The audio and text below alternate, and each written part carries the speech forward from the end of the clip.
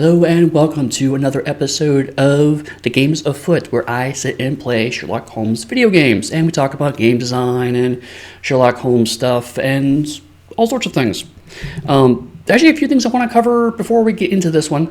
First off, big thanks to Gehenna Gaming for actually hosting the stream today.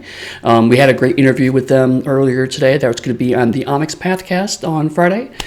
So if you're not already listening to the Onyx Pathcast, go check it out, theonyxpath.com, you get all the details there. But I did want to kind of, before I dive in, talk a little about the last game I played, because I get so excited about just finishing the game that I didn't really kind of talk a little bit about something that was on my mind. So, as you know, I was playing The Lost Files of Sherlock Holmes, and the only way I was able to play this was actually buy this physical box. I had to get a CD-ROM, and the game is 25, 28 years old, around there. So, this was a CD-ROM, and I had to actually find a CD-ROM player to actually play it. Luckily, there's enough software out there that was able to kind of get it to an emulated state. So I could use the software I bought, but I had to, dig through my closet to find a CD-ROM drive.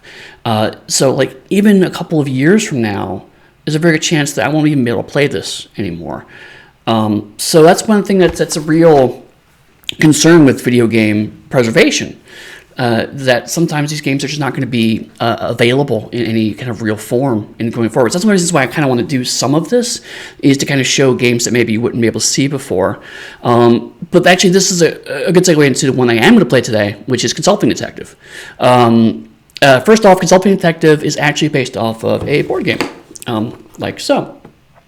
This is actually West End Adventures. This is one of the supplements for Consulting Detective, but each of these supplements are also completely self-contained games. So, I only ever had this originally, and this was all I needed to play the game. So as far as I knew for a long time, this was Consulting Detective. And this was published by, somewhat published by Chessex, but was originally designed by Sleuth Productions, which was a translation of a French game. And this is I want to say the late 80s, early 90s. So most people are probably going to be more familiar with this version. It's the latest version that's come out. This is actually the West End Adventures version. This was published by Space Cowboys and Asmodee a couple of years ago. So if you're looking for Consulting Detective now, this is the version you're going to find. It's a nice big slip box set. And, inside, I'm not going to play the board game, I promise you, but I want to show you this. Inside, it's basically just a bunch of books. So there's a London directory. There's all the case books in there. And the bottom here, there are newspapers. I don't know if you see that, but there are actual newspapers inside of here. And there's a map somewhere in here, which I'm not going to be able to find right now. But the point is that these games were designed to be kind of almost immersive experiences. It very much is you play a detective. You look through newspapers and directories, and you examine the map, and you talk to people. And it was one of the early cooperative games, and it was largely believed to be a game that could not be converted to a video game. And then in the early 90s, an attempt was made to actually convert this to CD-ROM. At the time, they thought that full motion video was going to be the wave of the future. Spoiler alert, it was not. But for about 6-7 years, there were a lot of games that really used actually filming actors and then putting those into the games and making that the core of the game. And it was really felt that Consulting Detective was going to be able to be one of those games. And surprisingly, it was actually a very faithful adaptation of the game. There are a couple of minor changes to the system, and I'll kind of go into those. But in general speaking, if you're playing this version of the game, it's very, very similar to the game you would play if you bought the box set. So, fast forward to 2012, There is a company whose name currently escapes me. We'll see the title screen, I'm sure, Zoji or something like that. But they put together Kickstarter to actually recreate these because the games they're like on the Sega CD and stuff like that. So it was actually really hard to play them on modern systems. But they actually did a remaster of them. Sadly, the Kickstarter did not do very well, so they only did the first 3 cases, which comprised the original box set, and it'd be about 1/2 of the modern box set. There were actually 9 of the cases originally made. I think it covered Consuelo Detective and I think most of West End's adventures. I'm not 100% on that. But only 3 of them got remastered. So I have played 2 of them. More actually, I've played 1 of them, and I started playing the second one. I think I remember it because of certain elements. I think I've either played the case before, or I've read a story based on something, whatever. There's a third case I haven't played, and that's the one we're going to play today. So let me go ahead and get that up. This is the case of the mystified murderess.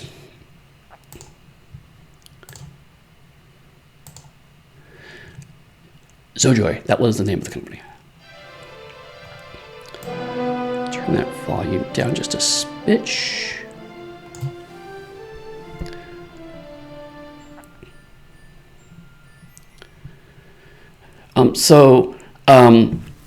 This game is going to be, I'm going to go through all the different elements of it, but we should be able to get through this case probably in one kind of sitting here.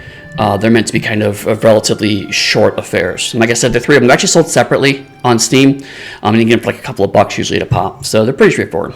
And also, unlike the last game, where I did a lot of talking, I'm not going to be doing much talking in this one. This is going to be a lot more, it will do its own talking for good or for ill. So let's start with the introduction.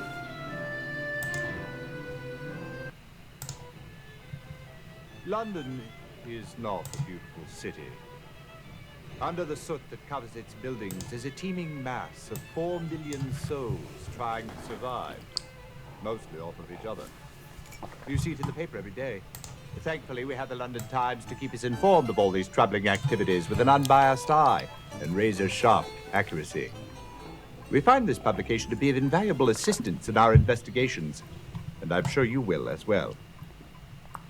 Among the forces of evil which run rampant in this city, there are also, thankfully, 2 groups of individuals who will aid us in our cause.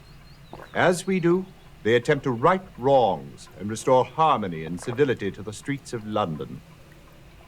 The first of these groups is a ragtag association of young ruffians. I call them the Baker Street Irregulars. Don't let them fool you. They may be scruffy and ill-bred, but they are on the right side of the law. They can go everywhere, see everything, and overhear everyone. They are my eyes and ears in the streets of London, unquestionably a tremendous asset in our work. They will help us in our investigations if they can. The other group is a far more civilized collection of gentlemen and institutions. I call them the Baker Street Regulars. They, too, will be extremely useful in our work. At the start of any investigation, do keep in mind that it is a capital mistake to theorize before one has data. Unwittingly, one begins to twist facts to suit theories instead of theories to suit facts. The people and places to whom I will now introduce you will help us to collect the facts. May we use them wisely. Come, the game's afoot. Okay, so, there's a lot to unpack there. First off, the Baker Street Irregulars, absolutely were a thing in the canon. They were considered to be part of the irregular police force. It's actually a military term, so irregulars is not the opposite of regulars, which goes to the Baker Street Regulars. Not a thing in the canon, specifically for the game. I don't even think in the board game they're called the Regulars, but they are a collection of characters that we'll get to momentarily, and some of those do have a canonical basis, but them as a group called the Regulars, not a thing. And finally, his admonishment about twisting theories to fit facts as opposed to facts, or sorry, twisting facts with twist theories as opposed to theories to fit facts, that's straight out of the canon. So This video is really kind of helpful because it's going to show us 50s. First of all, it did actually a pretty good job of telling you the kinds of things you're going to be doing. But unlike Lost Files, where I spent a lot of time going, oh my god, this is accurate, this is great detail, and people really love this, you're going to see a much more mixed interpretation of the canon in this game in that respect. But again, in terms of gameplay, some of these changes were made to make the game better. The other thing that's interesting about this interpretation, before I go in, the original board game posits that you're not playing Holmes at all. You're actually playing one of the Baker Street regulars. Specifically, you're playing Wiggins and his group. They've become slightly older, and they're actually now training to become detectives on their own. So a lot of times in the original game, you'll say, Wiggins says this, and his friends say that. So you're presumed to be them. In this game, you're presumed to be playing Holmes. And then you can send the irregulars off to do separate things, which is a new mechanic to this version of the game. So there are some changes from the board game, but the actual details of the case are, from what I understand, very similar to what you would find in the board game. I've not actually played this case either in the board game or in this, so this is all new to me. But anyway, before I go on, hey all in chat, Yodan, Dixie, Jay, Elsa Zion, and I see you guys have already started talking about Night Trap, which is an experience, let me tell you. It is definitely an experience. But anyway, let us talk about the regulars. There are a bunch of different characters, and basically what's happening here is that during the course of the game, you can ask each of the regulars or different locations to get specific information during the course of the case. So I'll go through the introduction of each one. Mr. Henry Ellis is the foreign news editor for the London Times. He is a great reservoir of information of what's happening on the continent. He also has an interest in crime news. Ellis is always happy to help when he can, but you must be careful of what you tell him, or you might find what you've confided to him in the next day's Times. Not in the canon. This is a records office housing documents pertaining to births, marriages, deaths, and lost wills and testaments. Never really comes up. Canon. Quentin Hogg is a crime reporter for the Police Gazette. He is an ex-police inspector who found the environment of Scotland Yard less than stimulating. He has a strong deductive mind and is a very good resource. Not in the canon. And also, weirdly, filling the role of Lestrade. Lestrade also shows up in the game in different capacity. Yeah. Porky is not a pillar of society, I dare say, but he is a man who has learned from his mistakes and is trying to start a new life. Although he is no longer in prison, he is still behind bars, or shall I say, a bar. Jolly good one, Holmes. Yes, Watson. Well, the bar in question is the Raven and Rat Inn. Porky is the proprietor. He has been of great help to us in the past, and I expect he will continue to be in the future. Porky Shinwell is in the canon, actually. He is in one specific story. Also, that's terrible pun. Ah, Scotland Yard. If the Yard knew how to examine evidence with any skill, there would be no need for our services. Inspector Lestrade is the pick of a bad lot. But it is true they may be a source of valuable information. After all, the professional police have methods for gathering facts that are not open to us. Obviously, Lestrade is part of the canon, and as Jay points out, the nerdiest Lestrade ever. That's absolutely true. Edward Hall is a young barrister whom you will find on most days at the Old Bailey. He's a cut above the other unimaginative members of his profession. Holmes, don't you think you should explain to them the difference between a barrister and a solicitor? Yes, of course, Watson. A solicitor handles the routine legal business of our society. If you do not have to go before a court, you will have no need for a barrister. If you must go before a court, then your solicitor would engage the services of a barrister.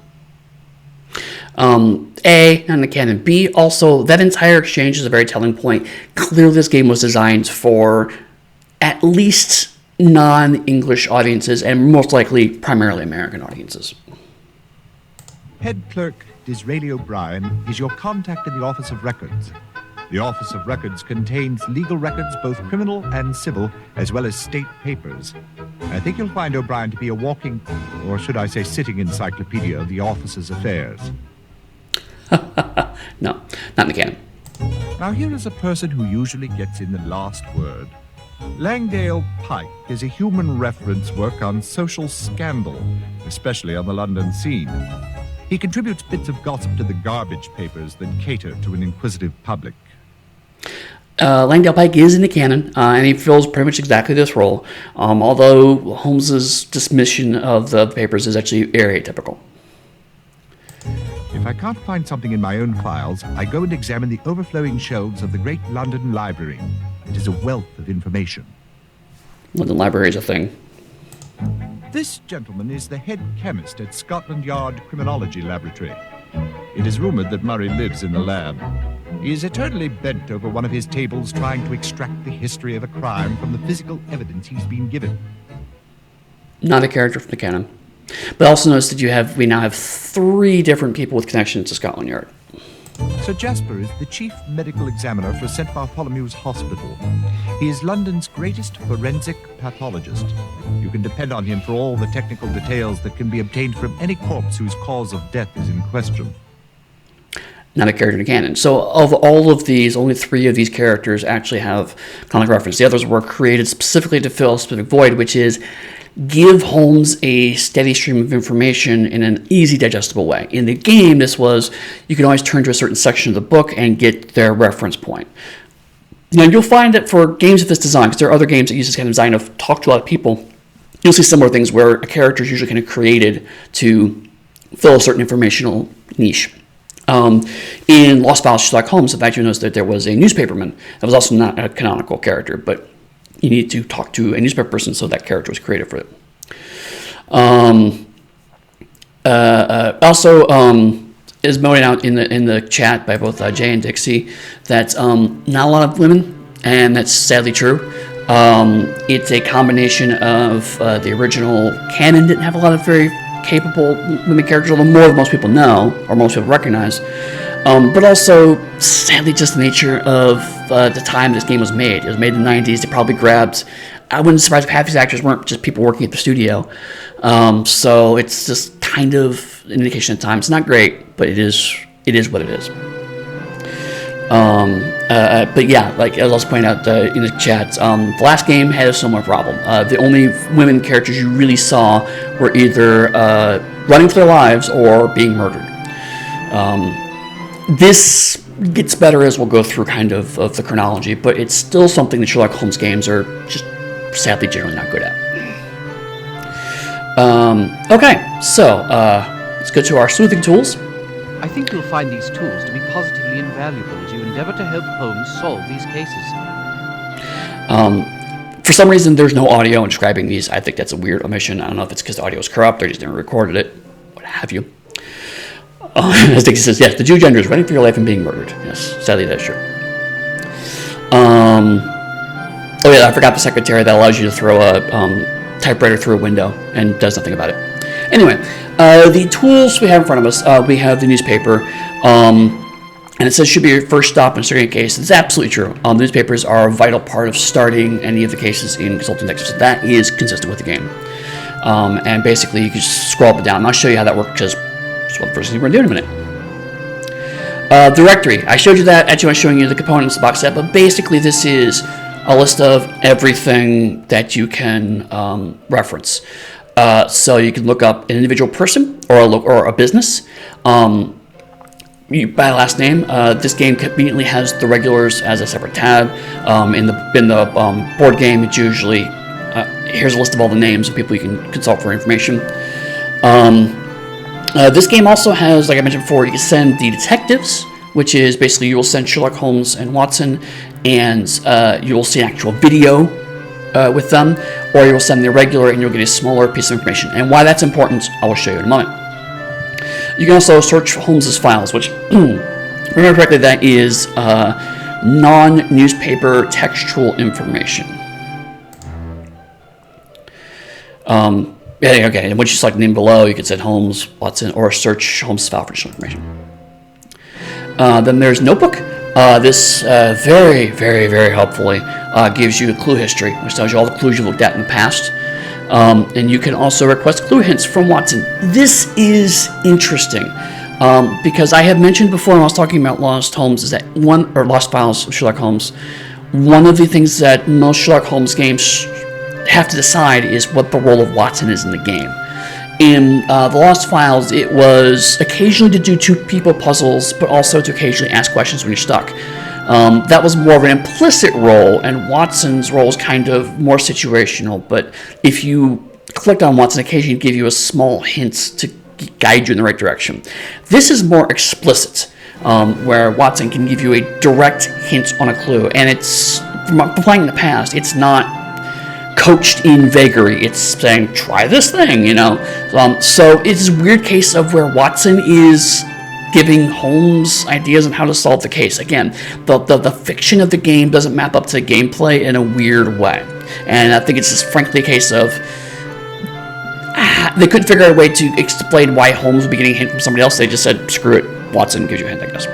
I would thought personally it'd been better if they just said, you can request a hint. And just never specify where it comes from. So if you go to a location, it will usually play a video scene. This is similar to in the board game, you would read a section of the book. Sometimes they're dead ends or red herrings.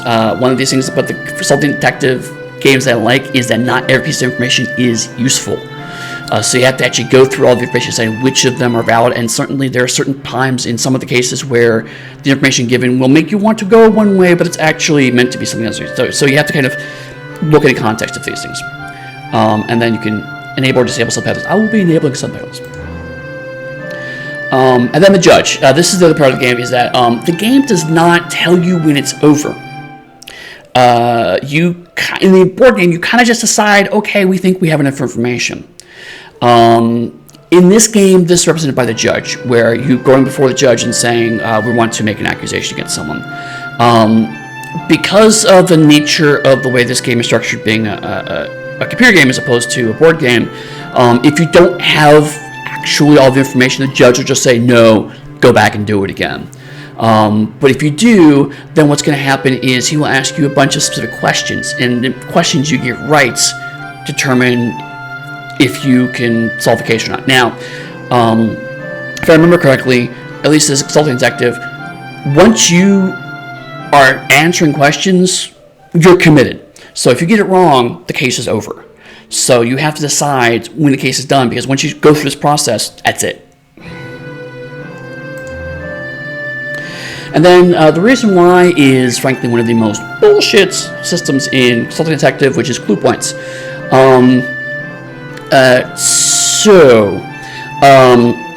How Consulting Detective works is that you want to try to get as few clue points as possible.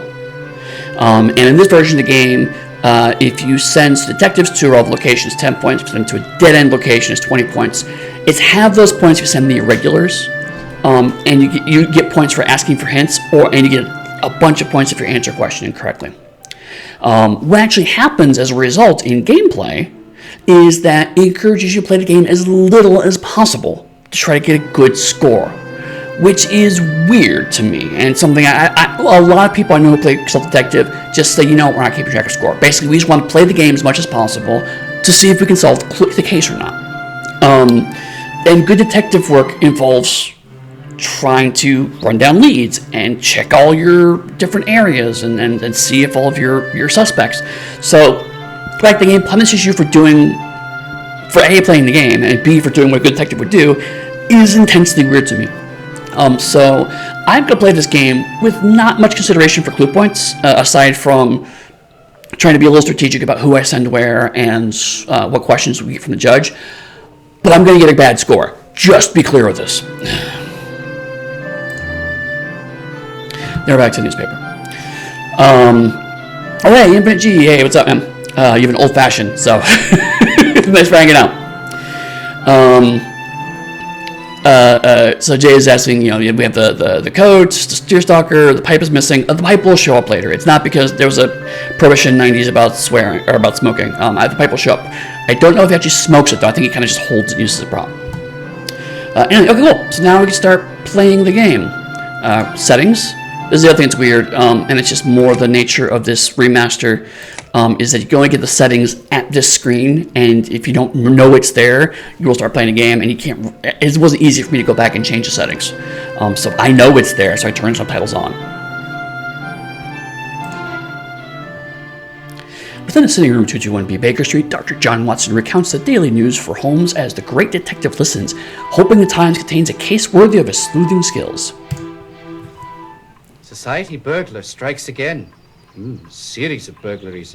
6 over the period from June 2nd to June 17th. What is this accent? On July 2nd, the 7th occurred at the home of Sir Sanford Leeds. Cleopatra tiara stolen, it says.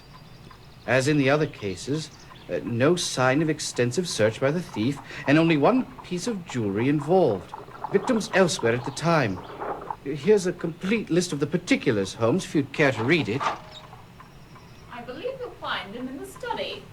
How do you do, gentlemen? I am Gerald Locke. Please be seated, Mr. Locke. How can we be of service? 3 days ago, Guy Clarendon was found murdered at Halliday's. It's preposterous, but Miss Frances Nolan has been charged and is being detained at the criminal court, Old Bailey. Frances Nolan. Ah, yes. Sister of Loretta Nolan. Only surviving heirs of Sir Malcolm Nolan, founder of the Aberdeen Navigation Company. I seem to recall that Sir Malcolm and Lady Nolan were killed when some lunatic threw a bomb into their carriage. It seems to me that later I heard something about it being a case of mistaken identity. Wasn't one of their little offspring in the carriage with them at the time? Yes, it was Loretta, Frances's sister. She was only 4. Miraculously, she was uninjured. Mr. Locke, I've heard that you are a suitor for Miss Frances Nolan's hand, are you not? Yes. And was it not also true that she was being courted by Guy Clarendon? Unfortunately, yes. Have you any idea why Frances Nolan was charged with the crime? Well, she was discovered over the body with a pistol in her hand. That would do it. But you don't understand. Frances is totally incapable of murder. Not even of a scoundrel such as Guy Clarendon. Scoundrel? But he's from such blue blood. Also, if I'm not mistaken, he's an accomplished batsman for the West London Cricketers. A ranked fencer in international competition. He was also a bit of a bounder, Watson. What an understatement. Guy Clarendon was excessively fond of cards and strong drink. His father had all but disinherited him. I tried to tell Frances that Clarendon was no good, but to no avail. And now look at the mess she's in. Will you help? Most certainly. So, that was a heck of an info dump. I have only a vague idea what's going on right now. There was a whole bunch of names. There was a burglary, and then something else, some other comes in. It's unrelated to that thing, and then starts talking about this woman, but she's also was 4 years old, and now he's engaged to her, but somebody else is engaged to her. This is a lot of information up front. So this is going to be a heck of a case. Yes, people will note they will keep up these people up on IMDb. Apparently, this is both Watson and Sherlock Holmes' only professional credits as actors. I'm not surprised. But it's a fair point. Someone did point out this is not nearly as bad as Night Trap. I would argue that Night Trap was meant to emulate bad horror films. This is trying to be somewhat better. I kid and I poke fun at the production values and the acting studios, but again, you have to understand this is extremely new. No one knew what they were necessarily doing at this point in time. So, I mean, for frankly a relatively cheap game, it's not bad. But some of the accents all over the place. So I definitely feel like these were not British actors. But anyway. So we have a lot to go through. So we have the newspaper. So basically how this generally works is you start going through newspapers and looking for information that looks vaguely relevant. One thing that's interesting about this remaster is rather than having each page kind of on the screen and flipping through, it actually allows you to scroll through each of the columns. So you have this kind of weird case where the entire newspaper is one page of 2 very long columns, but it's a metaphor. We'll get through it. So we have births. Generally, a high fine works best is, especially for a case like this where you got a number of papers to go through. A lot of this information is, one thing I like about this game is a lot of this information is going to be irrelevant to your case. But what's interesting is that some of the information here might be relevant to other cases. So basically, if you're playing the box set, you'd have the same 4 newspapers. And so some information I'm reading now may not be relevant, but for a future case, I may go, oh, I remember reading about that case, which it actually plays a bit like your Holmes were reading up the newspapers every day, trying to keep track of things. I remember reading something about that maybe 3 weeks ago. So it is an interesting way of emulating that. But on the other hand, some of the caretaking with this is not great. Ian has pointed out burglaries cease, which is meant to be burglaries. There's obviously a G missing here. This is something you kind of get used to if you're a consulting detective player, because as I mentioned before, these were translated originally from a French game, and some of the translations are, let's say, dodgy. So I've just kind of gotten used to typos in a consulting detective game. So anyway, deaths, blah, blah, blah, blah, blah, nothing here, nothing here, nothing here, funerals, nothing here, nothing here, I can see, and then burglaries. We did talk about the burglaries before. After a series of high-profile burglaries perpetuated on some of London's oldest entitled families, Scotland Yard has announced that the increased police presence in the city's best neighborhoods has brought an end to the reign of so-called society burglar. Speculation is rampant as to the identity of the suspected thief. One theory has the thief of foreign descent, well placed in a diplomat's office, but with no criminal in custody, no evidence, nothing is known. So we have foreign news here, which is good if we know that we need to see someone who is foreign. Right, this is just got the information about. The other thing, minor point, especially in remasters, is that you'll see tap to continue. This was originally remastered to be an iPad game, and they just kind of ported it to the Steam at this point. So and they just didn't bother to update the text. And yeah, Infinite G, this is a video game adaptation of the original cases. In fact, they're identical to the original cases. It's just they added video. So burglaries. At the end of their time, sir, the press and the public generally should force our timid, halting officials to take energetic action against certain forms of crime.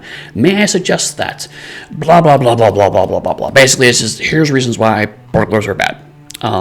People should shoot them. Great. Working Men's Vigilance Committee. In yesterday's paper, we reported Rose Zaron had died.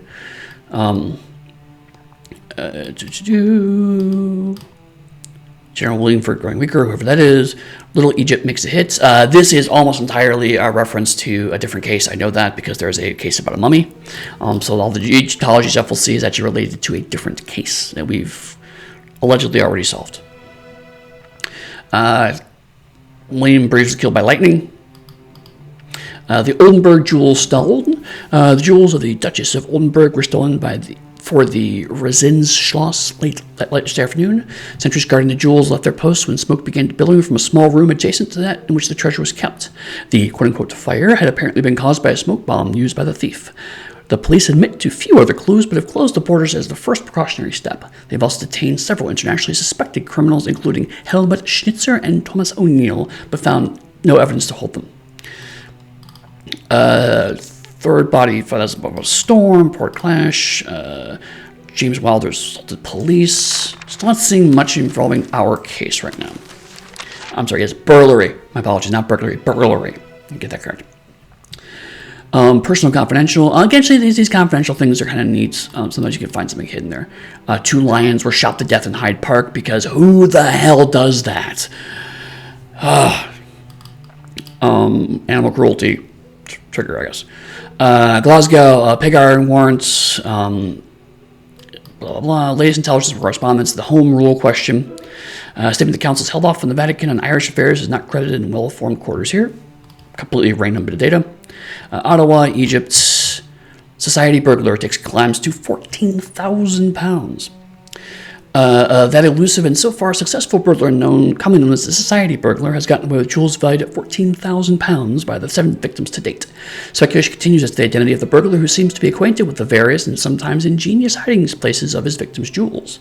The other striking aspects of the modus operandi are the taking of only one select piece each time and the occurrence of all thefts when the victims were not at home. We have provided for the interest of our readers a list of the various jewels stolen and their values. R. Baker had a diamond stick pin. It's bubbling there. Hardinge had an emerald bracelet. Richmond had a diamond bracelet. B. Lewin had ruby earrings. Dirth had a diamond necklace. Judd had a diamond pendant. And Leeds had a diamond tiara. So apologies for the bouncing back and forth. My mouse has a weird glitch where sometimes it shuttles up and down on the mouse wheel.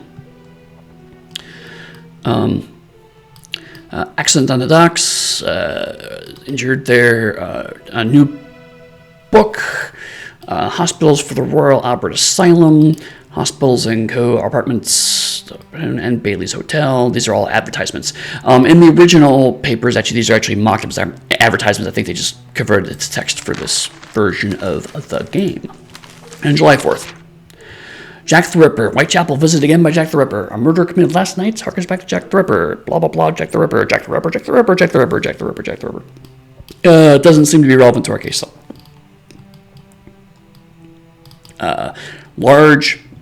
Lost the largest St. Bernard. Not just any St. Bernard. It is the largest St. Bernard. Infinite G said that £14,000 in 1890 is equivalent to £1,810,841.71 today. It's a lot of money. Japanese village, sporting handguns, society burglars still at large. After a month of jewel burglaries for some of London's most fashionable homes, Scotland Yard reports little progress in the identification and apprehension of the so-called society burglar. The victim of the latest theft, Lady Leeds, has become so overwrought by the invasions of her bedroom by this unknown man and by the loss of her prized diamond tiara that she has been hospitalized at the suggestion of her physician. Though any impetus to attack the increasing problem of crime should be welcomed, it is unfortunate the impetus comes more strongly from the class of victim is expanded. Reformed Constitution of the House of Lords, and then more overseas information. Okay, so the newspapers were not super enlightening this time around, but there's a good chance we'll probably go back. So clue history. Now this does kind of summarize the salient clues, which is helpful. So we have Gerald Locke visited us, looking into the murder of Guy Clarendon at Halliday's private hotel. He believes that Frances Nolan, the woman being held at the Old Bailey, could not possibly commit the crime. So we actually have 4 relevant names here. So we probably should start by going to the Old Bailey. And so we go to O and Old Bailey. Again, another quirk is that if it is a location, you use alphabetized by the first word of the title. If it is a name, it is alphabetized by the surname. Sometimes this can be confusing, especially if it's someone who owns a business. But anyway, we should go, and we should probably go ourselves. Send detectives. Certain that Edward Hall can get them in to see Miss Nolan at the Old Bailey, the pair head off to visit the young barrister. I understand that Wilfred Robards is considering taking Miss Nolan's case. He might be able to help you. If you'd like, I can arrange an interview with Frances Nolan.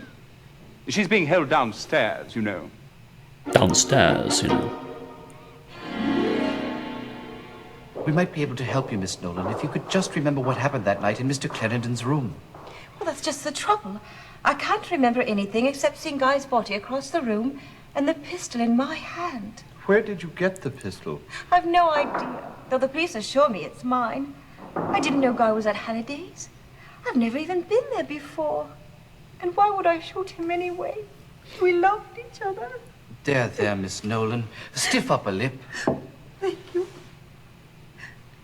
Miss Nolan, what is the last thing you remember before the room at Halliday's? Oh, hot cocoa in bed. I beg your pardon? Well, every night before I retire, my maid, Grace, brings me a cup of hot cocoa. How nice. Yes. And before that? Well, before that, I dined with Dr. Trevelyan, as I do every Sunday evening. My sister Loretta is under his care. The doctor and I have become good friends over the years. He left at 10 o'clock, as he always does. May I ask, where did you first meet Guy Clarendon? At the country estate of Cornelius Oldwine in March. My sister Loretta was attending a party there.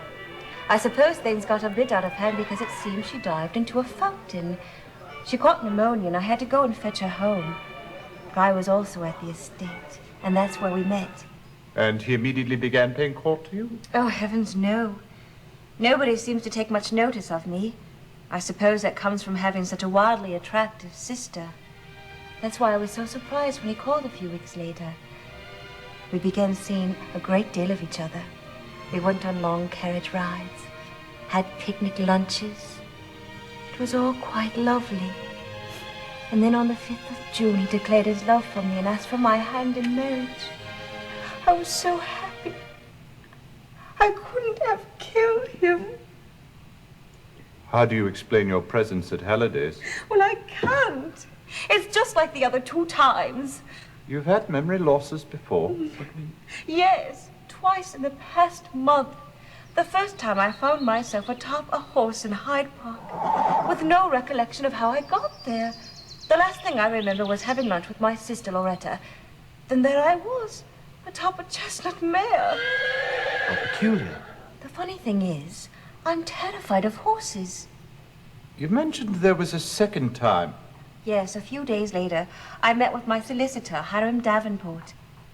Then the next thing I know, I'm at the Newgate Street station. I consulted my physician, Dr. Mason, and he was quite as baffled as I was. One last question, if you will. What is your relationship with Gerald Locke? Oh, Jerry, he's a dear old friend. Though I'm afraid we had a falling out of late. He said some very unkind words about Guy. So again, here's a whole bunch of information, a whole bunch of names being thrown at you. One thing to keep in mind is that she mentioned she met, I think it was Gerald Locke. I remember. I've already lost names. But June 5th stuck out at me. And right now, the last newspaper we have is July 4th. So keeping chronological times of things is going to be helpful.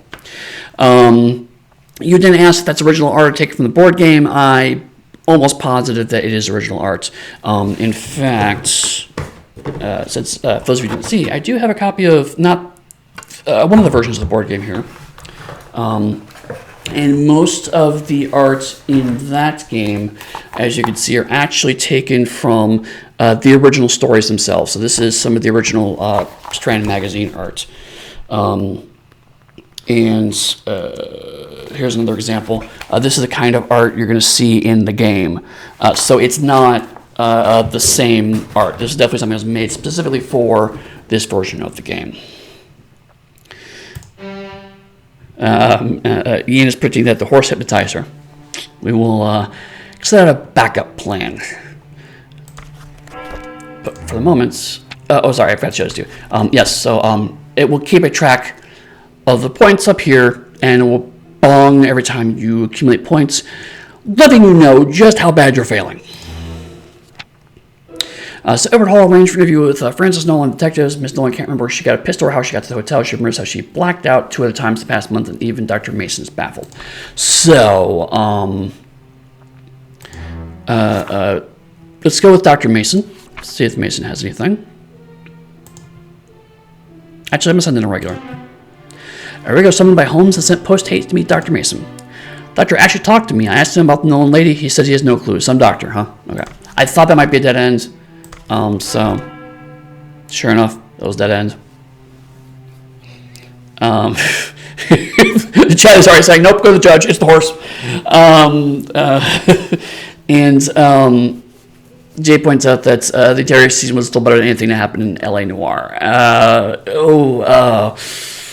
L.A. Noire. I could probably do a whole series on L.A. Noire, honestly. It reached for the sun. It was definitely kind of the Icarus of detective games. It did a lot of really interesting things, and it tried really hard, and it just didn't quite hit. Okay, so I'm gonna go with Langdale Pike because Langdale Pike is our society person, so we probably know something about what's going on with this situation. I'm gonna go myself. The Society's Club is not a venue that Holmes and Watson frequent, let alone belong. However, detectives know that Langdale Pike knows what's going on behind closed doors more than anyone in London. It appears as though Guy and Loretta, the terrible twins, will afflict us no more. Loretta must be desolate, what with the loss of a kindred spirit and fellow prankster. Prankster? Well, yes, my good fellow. I'll never forget the time Clarendon poured champagne down the front of Lady Leeds's new Paris gown for the sole purpose of Loretta's amusement. I would think she must also be distraught at the loss of her lover, not to mention the imprisonment of her sister. Well, I'm not sure about Loretta's feelings toward her sister, but I do know that Guy and Loretta were not lovers. Though outwardly they made an excellent couple. He, tall, handsome, and from a moneyed family, and she, beautiful, and an heiress in her own right. Yes, it would have been a match made in heaven. But it was a match made in far hotter regions, I suspect. Francis claims that she and Clarendon were engaged to be married. Well, that's hard to imagine, him being who he is. Or was, as it were. Why do you say that? Well, Guy Clarendon was not at all a desirable sort. He'd all but been disowned by his own father for his compulsive gambling. The utter disregard for other people's money is probably what drew Clarendon and Loretta Nolan together in the first place. After all, she had managed to fritter away almost her entire fortune, unlike her sister Frances, who still had her inheritance, if not her honor, intact. Oh, that explains it. What are you driving at, Holmes? From all I've heard of Clarendon, I suspect his interest in Frances was directed toward her sizable bank account. I was thinking the same thing. Clarendon's probably a con artist, and that definitely seems to be bearing out. So, this was definitely a good place to go to. Yes, that was definitely some interesting idea. But Langdale Pike was definitely kind of, the few times he is portrayed on the screen, he's definitely portrayed as definitely a dandy. So I think that's what they're kind of shooting for here. But certainly the cheap jewelry and whatnot looks a bit much. Again, shoestring budget. They're trying to make what they do. Also, you see lots of people standing in rooms because that's all. Camera. There you go. There's your shot. Okay, so let's try the Nolan estate if we can. Frances and Loretta Nolan. Frances is the one that is in custody, so let's try for Loretta Nolan, her sister. Feeling that Loretta Nolan may have some insight into her sister's predicament, the two detectives head out the door and onto Baker Street in search of a handsome cat. Enter and be recognized. Wow. Oh, you don't wish to play Her Majesty, eh? Very well. You do not seem particularly disturbed by the recent turn of events, Miss Nolan. Each of us grieves in his own way, Mr. Holmes. It must be difficult for you to face the possibility that your own sister may have killed your dearest chum. Guy was fun to be with. And as for Frances, I love her dearly, but, well, it's funny to think Miss Right and Proper has finally gotten herself into a bit of a jam. Miss Nolan, may I ask, when was the last time you saw Guy Clarendon? Let me think. I believe it was the Richmond's party last Thursday. Yes, I'm sure of it. God, we did cut it up a bit there. And after the party? We did not go home together, if that's what you're implying. That would have broken Frances's heart. She was head over heels for Guy, you know. She had some foolish notion that he was going to marry her. Not that someone like him ever would. But I do recall her saying, and it might have been the night of his death, that she was going to have a talk with him about their future. The state, dun dun, their future. Bum, bum, bum. Someone was asking in the chat. These games were made in the early 90s. The ports are in 2012. So the UI is very kind of mid-range iPad, but the actual videos definitely have that kind of 90s quality. So yeah, let's double check the clip. Our scores need to rack up. I don't care. Loretta and Jaron are a couple, and Holmes is guys interested Francis for money. Yes, Holmes and Watson talked to Loretta Nolan at her home. Ms. Nolan admits the last seen Guy at the Richmond's party the previous week, and said she was going to talk to Guy the night of his death. So here's another interesting quirk of specifically Consulting Detective, and also these ports. You can't really go back and talk to people. There are weird ways that the game can kind of do that, particularly like if a character has a reason to move to a new location, and then you can go find them at that location, talk to them again. But basically, once you've been to a location or a thing, you're just going to get the same video over and over again. So I can't like now go back to Frances Nolan and ask her about Guy again. That's just I can only I'll get the same video. So we have to assume sometimes you'll get this thing where you get more information than you expected to, and then you have to kind of you find the clues. Oh, that's what that relates to. So what's happening right now is we're getting a deluge of information, and then we're trying to kind of piece it all together. Okay, so let's see if we could find a party. This is the Richmond's party, and there is an Otis Richmond's. I'm going to send in a regular for that. The boys are asked to visit Mr. Richmond. At first, they only shrug and point at each other. After receiving a few pence from the doctor, they agree visiting Mr. Richmond is an excellent idea. Servants are all scared like we talked to them. They said something about them being next.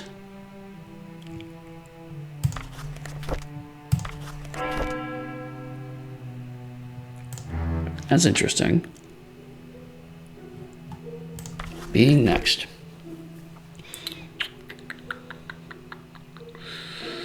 Okay. I'm going to start going through here now because she said last week, which would have been the 28th. I'm curious to see if there's anything in the papers about the Richmonds. Jules Duchess. Blah, blah, blah. No.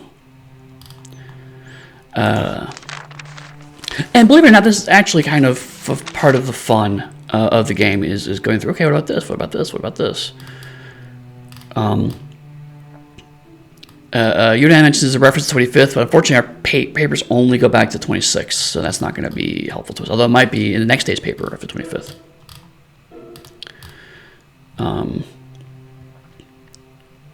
It's more of a speculation. The original fire. No, so it's not in the paper, which happens sometimes. I'm just gonna do a quick skim here, and I found that when I'm playing the game with multiple people, what usually happens is everyone has papers and they're double checking things. So here, June 8th. Richmond lost the diamond bracelet. June 5th, which remember when Clara had actually started wooing Francis, Hardinge stole an emerald bracelet, lost an emerald bracelet. So Richmond's party, that was June 8th, which would have been 3 weeks ago. So,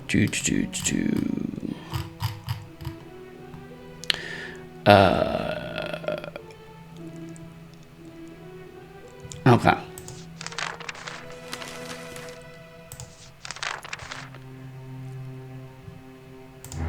So what are the other? Let's go back. Some of the other names we had. Looking at the murder of Guy Clarendon, Halliday's private hotel. Let's go to the hotel. Look at the scene of the murder. Hotels. Oh, this is the other thing I forgot to mention. This is the directory is kind of a proto-phone directory. And for those of you who don't know what a phone directory is, because you might be too young, it is basically more or less a paper search engine. It had all the addresses and phone numbers printed in a big book. This is kind of a similar version of that. So sometimes groups of locations are put under one heading. So like all the hotels might be under H. I bet you if I put R, I probably see restaurants, or B for banks, for example. So sometimes it's not even under the name. You have to think, okay, what kind of location is it? Again, it's organized, but sometimes when you're looking for a specific location or specific person, you have to flip through a few different options to find the one you want to. Luckily, Holidays and Hotel happen to begin with H, so we happen to be on the right page for both of them. I'm going to go. Since the private hotel plays such an important part in the murder of Clarendon, Watson insists that they pay Holidays a visit. To Watson's surprise, Holmes agrees. Clarendon, poor chap. He arrived on the 29th day of May and was given a front room on the 3rd floor. 2 days later, he asked to be moved to Suite 205. To your knowledge, did he have any visitors? Only 2 that I'm aware of. One was a most disagreeable fellow. He was rather large, had a thick walrus moustache, and a very prominent scar down his cheek.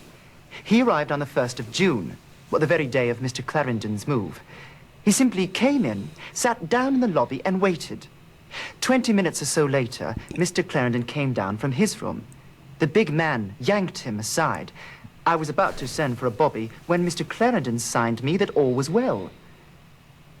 After a few minutes, they left together. I never saw the man again.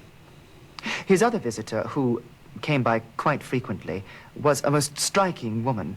She was quite fashionably dressed. She had a most distinctive laugh, very full and deep. I've no idea who she was. Please, tell us about the morning of July 2nd. It was about 9 o'clock when a woman entered. She was rather plain-looking, and I wouldn't have noticed her, except for the fact that she came in the front door, looking neither left nor right, and proceeded directly up the staircase.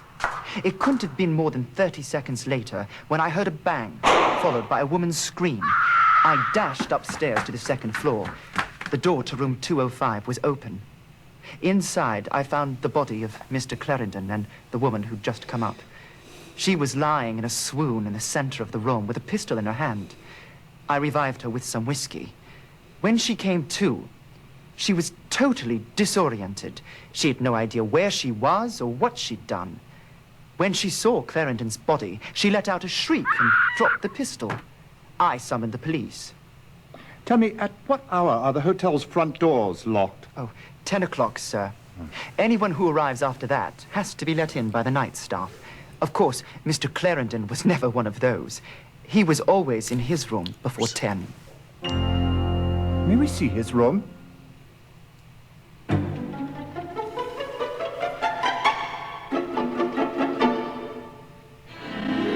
What have we here, Watson?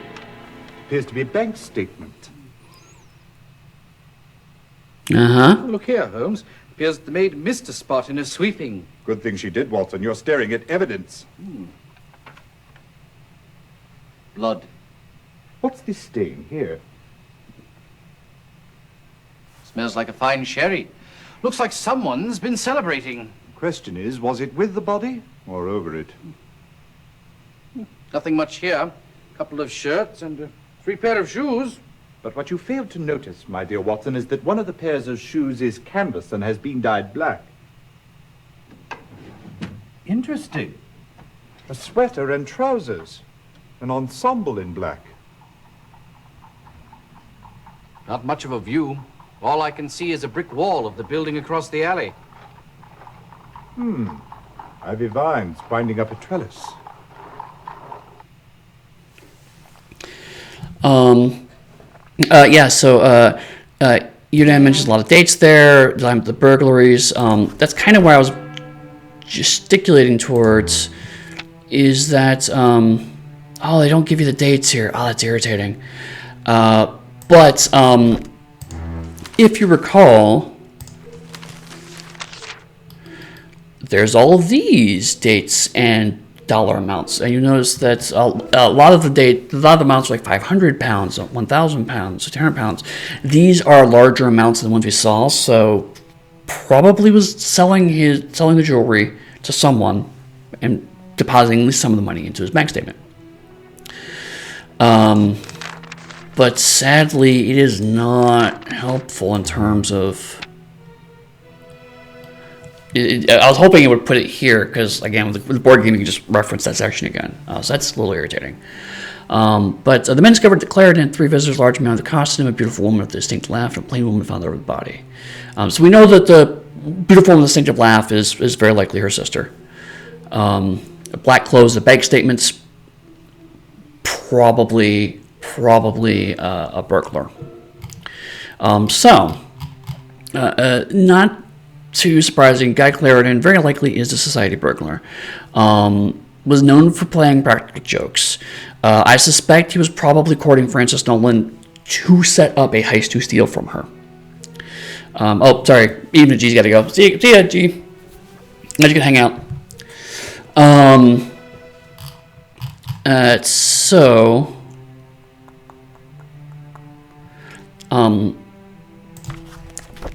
Let's look at our regulars.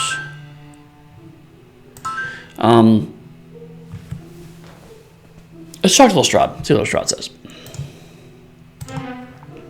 Without relishing the thought of interacting with the condescending Lestrade, Holmes and Watson visit Scotland Yard anyway, hoping the man has done his due diligence in this case and can offer insight. Why even trouble yourself with this one, Holmes? You believe Frances Nolan to be guilty? Guilty as a cat would swallow a canary. And on what do you base that brilliant deduction? Look, Frances Nolan claims not to have known that Clarendon was residing at Halliday's. Yet Correct. she proceeded directly to his room where she shot the bloke. True. She claims not to have owned a gun. Yet the gun found in her hand was purchased at Esgoff, and the receipt had her name on it, for Cripes' sake. No, that little lady will never see the light of day again. S. Goff. Well then, that's a useful information. Knowing there are surprisingly few gun shops in the city, and this might figure into the innocence or guilt of Miss Nolan, the men take a stroll through the darkened street to Esgoff's. Do you remember a woman who came in recently and purchased a Derringer? Oh, matter of fact, I do, sir. We don't get women in here very often, especially not alone. And I particularly remember that one because she was so pretty and, she looked like she really knew how to have a good time, if you'll pardon the expression. Do you remember her name? I should say I do. She repeated it twice whilst I was filling out the order form. Seems like it was very important to her that I get her name right. Let me see, it was, Frances, well, it was Frances something or other, sir. If only you had a convenient illustration that told you exactly what her last name was. Okay, so I'm guessing the sister killed him. We don't know why. So that's going to be something we need to try to figure out, and we can't talk to either of the people involved. Quentin Hogg has already given us his information. Look at my clues again. Yes, I know. I have acquired points.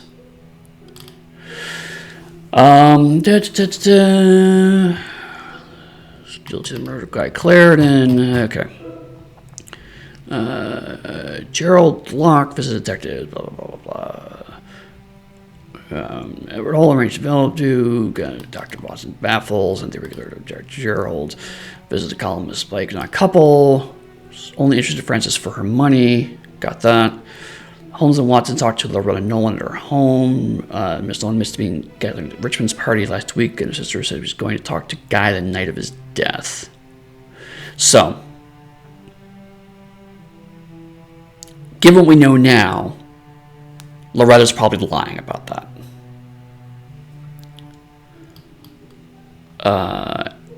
The men discovered that Clarendon had 3 visitors. Man who accosted him before with a laugh and a plain body. The large man who accosted him is going to be key. Okay, so let's go back to the papers.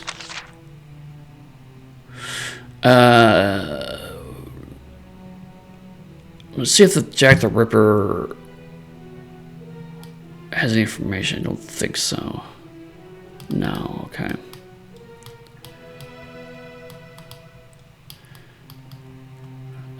Japanese village. Secondhand sporting guns. Okay, so Esgoff. Alright. So we could have scathed ourselves, and this is the other thing. It's the other piece of Select Detective is that it gives you Holmes' score. In the original board game, it gives you Holmes' score. So it tells you, here's what Holmes figured out. And at least in the modern version of the game, it'll say, Holmes went to these locations in this order.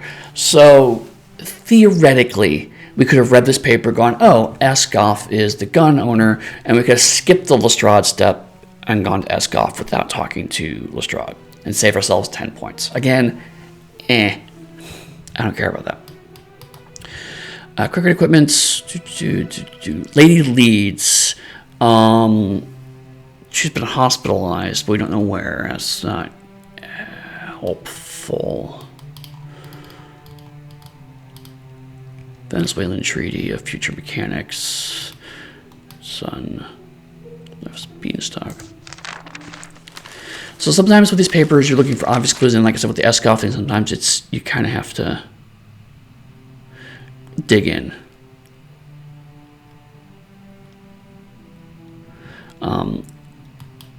Two line shots. This personal column. R. Rensfield's. You promised in your honor to communicate in June. Why do you find me out? Torture me thus. Trusting you as I asked. I made arrangements I cannot fulfill. Mind and body, I'm seriously ill. I don't think that's related, but maybe. Still have anything. Yeah, there's leads. So there's the last theft we just saw.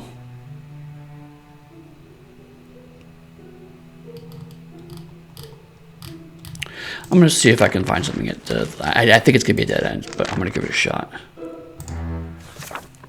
And because I think it's dead end, I'm going to send in a regular. Yeah, I've been there, Thompson. Mitt says, Watson asks the ragtag group for volunteers willing to visit Sir Sanford. Nobody would come to the door, however, we heard a lady sobbing from an open window and saying something about something being gone. Well, that's helpful. Okay. The other thing that's a little irritating about this interpretation is that we have 2, 4, 6, 7, 8, 9, 10, 11 hospital things. I don't remember what they all do. I know Edward Hall is the solicitor, which you've already seen.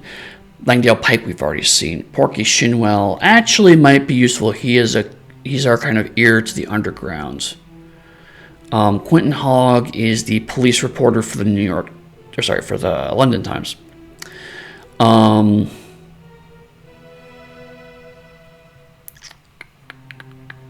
Let's try Porky Shinwell.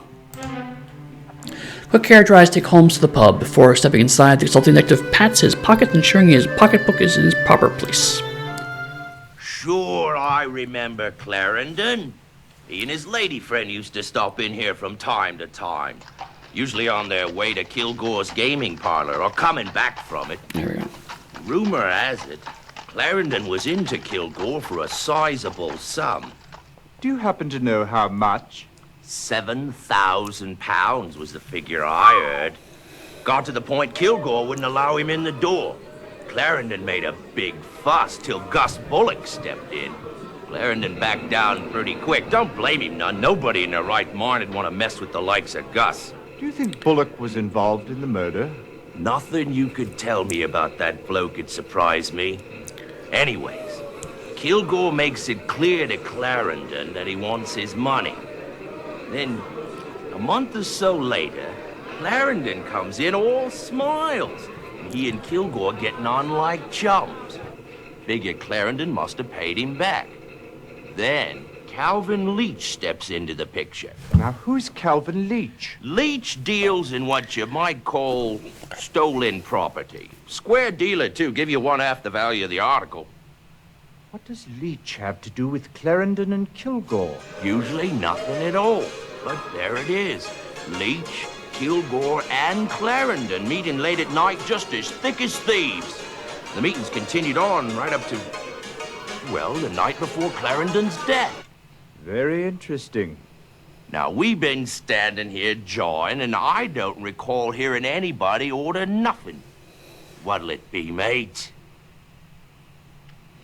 So, that actually worked out really well. That was a good choice. So we have Kilgore, Leach, as Yudan points out, half the amount explains the lower values of bank statements. So this is all adding up. So we have Kilgore here. We also have the gaming club. But I think probably could find that under Kilgore.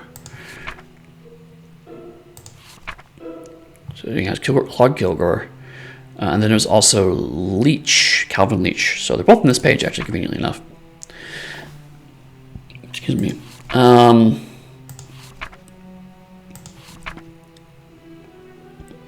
Scotland Yard, Shipping, Societies Club. Yeah, I'm not seeing a gaming club in a separate place. So, yeah, let's go for Claude Kilgore. Holmes and Watson put their coats tightly about them as they head out into the night towards Kilgore's place. Any luck? Yes and no. I beg your pardon. Yes, Kilgore has met Clarendon once or twice, but no, he insists he's never heard of Calvin Leach. And you believed him? Dead end.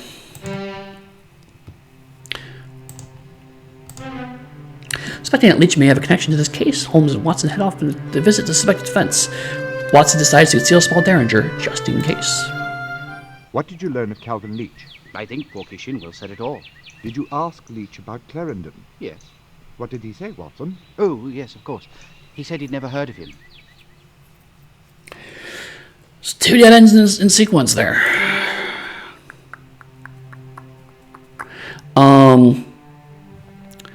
There was also the big man. Yeah, yes, I know. Rack up my points. I'm a terrible, terrible person. No, actually, no. Those are not dead ends. Actually, interesting enough. I'm going to give you 10 points for each of those. That's interesting. So it was a fencing Leach go, but also there was a Gus that was mentioned, which probably was the big man. Gus Bullock. That's him.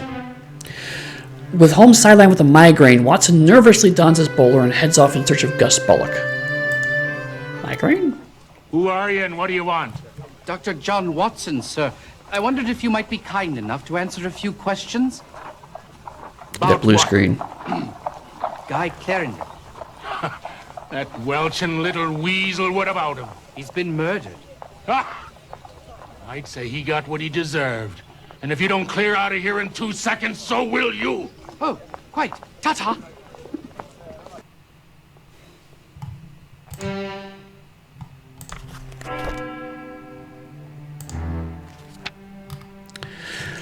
Okay. So I think we've got most of the pieces, actually, now of this puzzle. We know...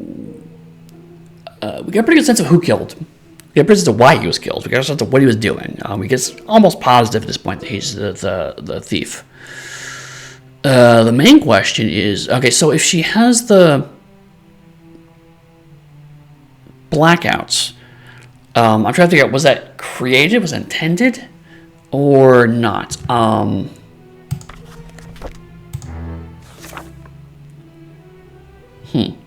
Hold on a second. I want to check something. The last name, because I keep forgetting the last name of the Clarendon. No, not Clarendon. Nolan. See if there's a Nolan estate on here. Yeah, Jay just mentioned the tea. I'm like, yeah, that strikes me as she was poisoned in some way. So Frances Nolan is a separate item on here. Maybe that's her house. So let's try that. Deep in thought, Holmes lights up his pipe and snuffs the match, allowing Watson to lead him down the street towards Frances Nolan's residence. Tell us, who was at home on the evening of the 1st? Well, just Miss Frances, sir. Oh, yes, of course, and Dr. Trevelyan. At what time did the doctor take his leave? Oh, let me think. It must have been 10 o'clock, because that's what time he always leaves. What did Miss Frances do after her guest left? What she does every evening, sir. Well, she asked for a cup of hot cocoa, which I brought her straight away. Then she read for a bit by the fire. Later, when I went up to bed, I passed her room, and the light went out. What time would that have been? Oh, let me see. Oh, I know it was 11:30 because the clock chimed. Then I went to sleep.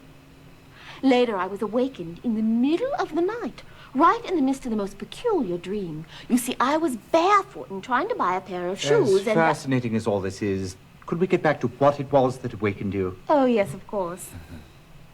Well, it was something that I heard, or thought I heard. I listened for a bit, but that was the end of it, so I went to sleep again. Later, I awoke at 7:30. I always wake up at 7:30, except, of course, on Sundays when I sleep until 8. As usual, I began to prepare Miss Frances's breakfast. I had no sooner got into the kitchen when I heard the front door open and close. Well, I ran to the front window and peeked out, and there was Miss Frances walking down the street. And why do you deem that so unusual? Well, she never leaves before she's eaten one of my currant buns.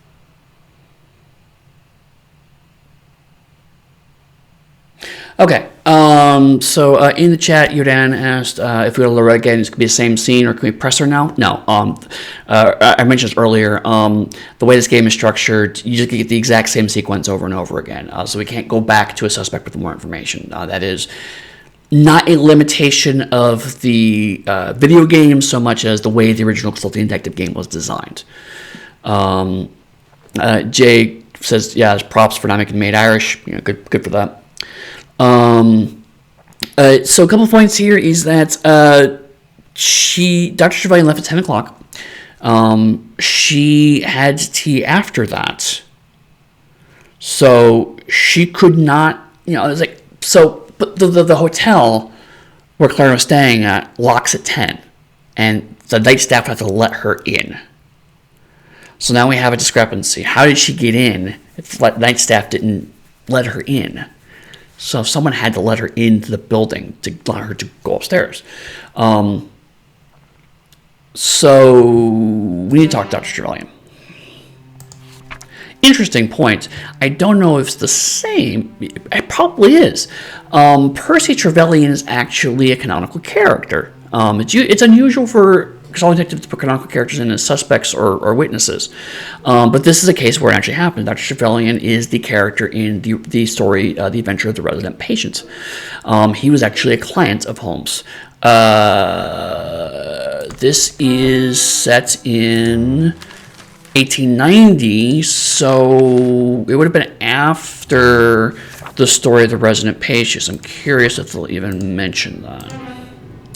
On their way to Dr. Trevelyan's home, Holmes shares his thoughts on the good doctor in the case thus far. Watson nearly nods off. Doctor, we understand that you dined with Frances Nolan on the evening of July 1st. Yes, that is correct. We dine every Sunday. Her sister Loretta has been under my care for some 10 years. First at the Mesmer Braid Institute and then in private practice. Without breaching physician-patient protocol, would you mind telling us the nature of her illness? She never quite recovered from the overwhelming trauma of watching her parents being blown to bits. I quite understand. As is often the case with young orphans, they tend to create fantasies about their parents. Miss Loretta Nolan truly believes that her father was the King of England, making her a princess. Do you think her unconventional behavior stems from that fantasy? Absolutely. As a princess, she believes she can do no wrong. I must say that she's worlds apart from her sister Frances. Do you know Frances Nolan well? Yes, rather. Through my treatment of her sister, I've known her for years. Let me say that it is difficult to believe that Miss Frances is capable of murder. She has a quiet, unassuming personality. An act of such direct confrontation would not be at all in keeping with her character. Were Loretta and Frances close? I know without a doubt that Miss Frances loves and cares for her sister almost as a parent would a child. Miss Loretta, well, she loves her sister as much as she is capable of love.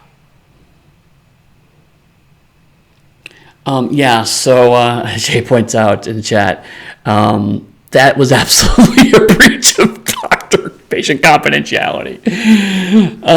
So it's like, without breach of confidentiality, tell me absolutely everything about this woman and her illness.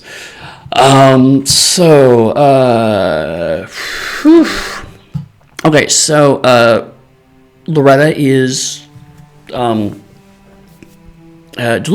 it appears. And she believes she's a princess.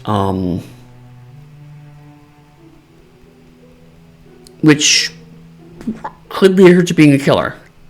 I'm right now pretty in favor of the camp that she's the killer. We haven't tried the criminology lab yet, so let's try that real quick. Holmes, being busy elsewhere, sends a good doctor to discuss the physical evidence at the scene of the crime with the criminologist. I say, excuse me, Dr. Murray. Hello, what? Oh, my, I must have dozed off. Ah, it's you, Whitson. And what are you doing with yourself this afternoon? Speaking of There's Irish. evening already. Have I missed my tea? It's Watson, sir. We're looking into the Clarendon case, and we were wondering... Clarendon! Ah, I just finished that report when I dozed off. Let me see. Number 301, I believe. Ah, yes. Here it is. Number 103. Clarendon, Guy. Not much, I'm afraid. A hole in the shirt where a small caliber bullet passed into the body. Extensive blood stains. Powder burns indicating a close-range shot. Ah, here's something interesting. On the lower part of the shirt, I found traces of alcohol. Wine, to be exact.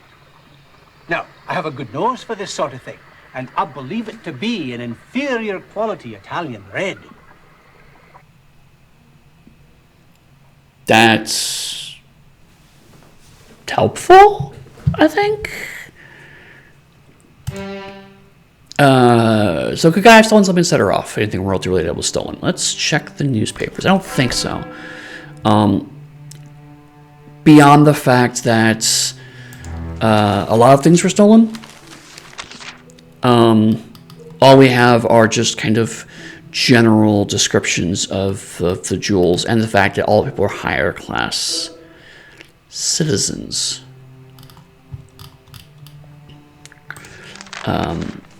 It's all diamonds. Well, no, it's not all diamonds. There are some emeralds and rubies in there. There's an emerald bracelet that was stolen by Hardinge. There's a ruby by B. Lewin.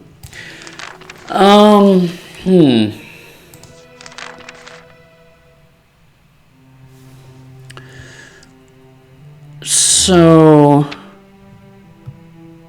Clarendon shot at close range. So, if Sharon, so a couple things here. Clarendon shot at close range means he would have known the attacker, which, again, means that Loretta's a strong candidate.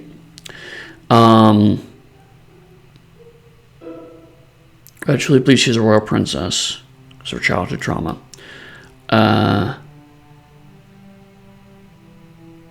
Dr. Jones was visiting her the night before and left the attendants with them. That's a good question, actually. Which sister is older? So let's try something here. Why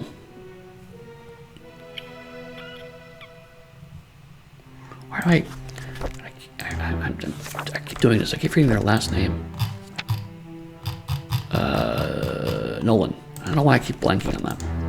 The thing is, I'm as a person not great with names, and these games throw a lot of names at you, so sometimes it's like, I don't know. But anyway, one thing I haven't done yet is search Holmes's files.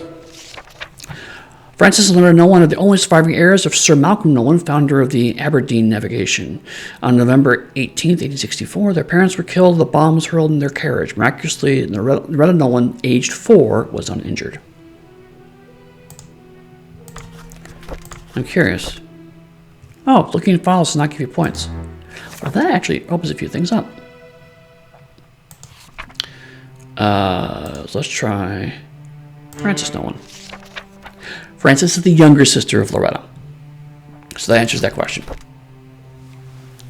So no, the idea that Jay was hypothesizing in the chat that Francis might be the older sister and therefore in her way of succession, that's not the case.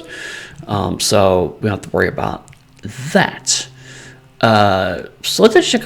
Since searching files costs no points, I thought it was another point thing. I'm going to actually dig up a couple of options here. Gus Bullock.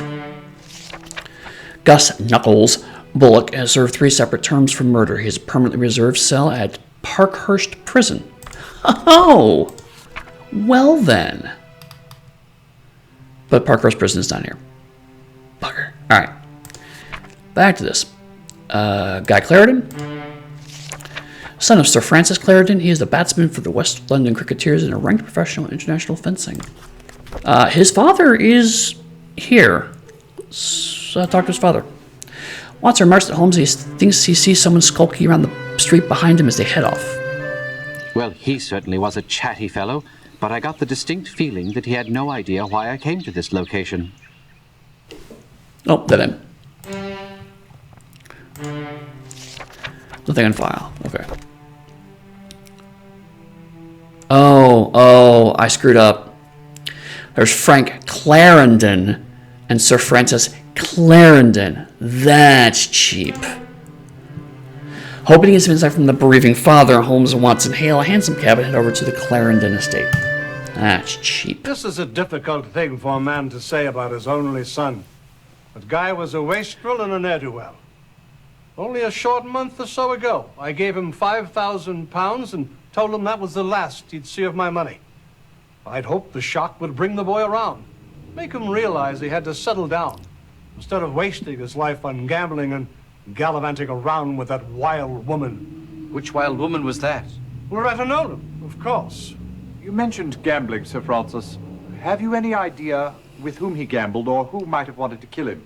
I wish I did. He told us nothing. He only came around when he needed money. And when I told him there'd be no more, we never saw him. Just about broke his mother's heart. There, Gertie. We still have one another.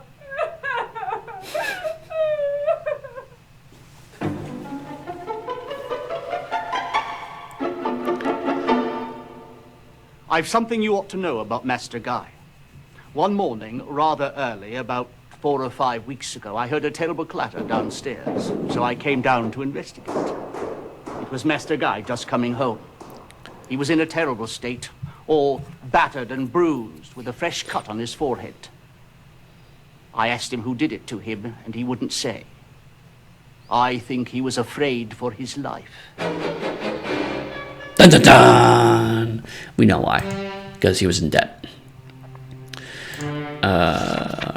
Sir Francis Clarendon jointly owned several diamond mines in South Africa with Hiram Dirth until Dirth's death in 1881. He recently bought all of his former partner's shares from the widow Bessie Dirth. Sir Francis and his wife Gertrude have one son, Guy. Now, hang on a second. If we go to the list of thieves, June 15th, Dirth, diamond necklace, £3,000. Dirth is now suddenly very interesting on my list of directory here. Bessie Dirth is the wife of the... Okay. All right. So that is the person we want to do it to. Holmes is in no mood for games and refuses to entertain Watson's theories of the wisdom of visiting Mrs. Dirth. Don't end. My husband, God rest his soul, gave me that necklace for our 50th wedding anniversary. And woe betide the blighter that took it, I say. I can certainly understand your consternation, madam. May I assume that you were out the evening it was taken? Oh, yes, the house was completely empty. Sybil, my housekeeper, and I were attending the mass charity ball at St. Mary's for the benefit of unwed mothers. It wouldn't surprise me if that scoundrel was responsible in that direction as well. Society burglar, indeed. He's of the lower classes, mark my words. Do you keep your jewels locked up? Oh, I keep them in a very secret place. A box made to look like a copy of Great Expectations on the bookshelf amidst the other books. Hiram, my late husband, thought of that. But the thief went right to it.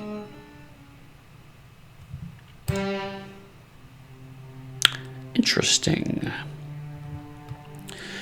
Yes, the trend of wigs continues. So let's see. Let's double check through notes, see if we can find any more clues. Accuracy. Esgoth is prefer guns. Okay, great. Holly's private hotel. Site of the murder of Joseph Stangerton. Whoever that is. Ibex Limited. I don't even know what an Ibex Limited is. Mountain climbing equipment. Okay, cool, great. I was just curious. Nothing to do with the case. Claude Kilgore. Kilgore served 3 years in Pentonville prison for illegal gambling, was cellmates with James Ryder's friend Maudsley.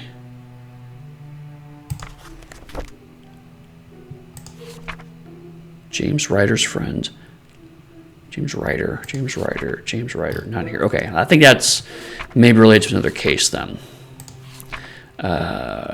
Or just a red herring. Calvin Leach. Number of jewel thefts, but never been convicted. Inspector Lestrade. Lestrade's bulldog tenacity has brought him to the top of Scotland Yard. He is rather unimaginative sort who is frequently out of his depth, providing assistance for the taking of Sebastian Moran and the Baskerville case. Actually true. We were looked at the Nolans. Checking to see if there's anybody else here that we need to cover. I think we have covered all of the principals in this case. Dr. Trevelyan.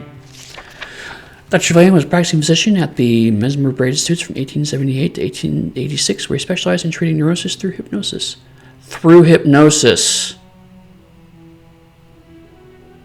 He currently concludes a private practice close to his home in Brook Street. Hypnosis. Now, wait a minute.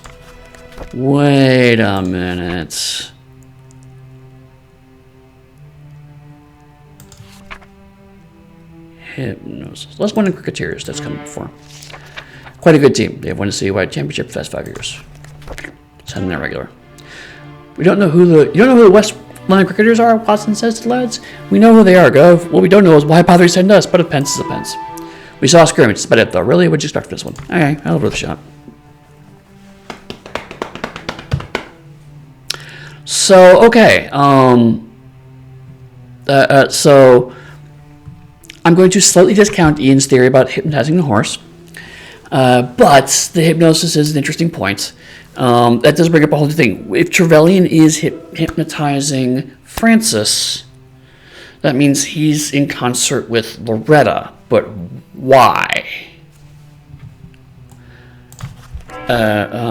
Jay points out there's no such thing as a good hypnotherapist in literature, which is it's sadly true, particularly this kind of literature. I'm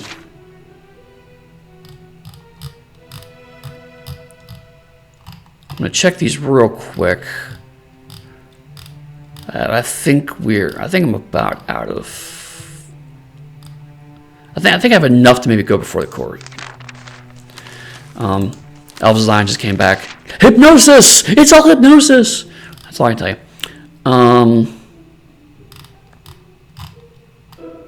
I like this. A burglar or a thief having upon him a revolver or any other distinctly murderous weapon be flogged. Just flog him. Just seriously, just flog him. All right. I think I've got enough to possibly talk to the judge. I have 210 points, which is a stupid amount of points.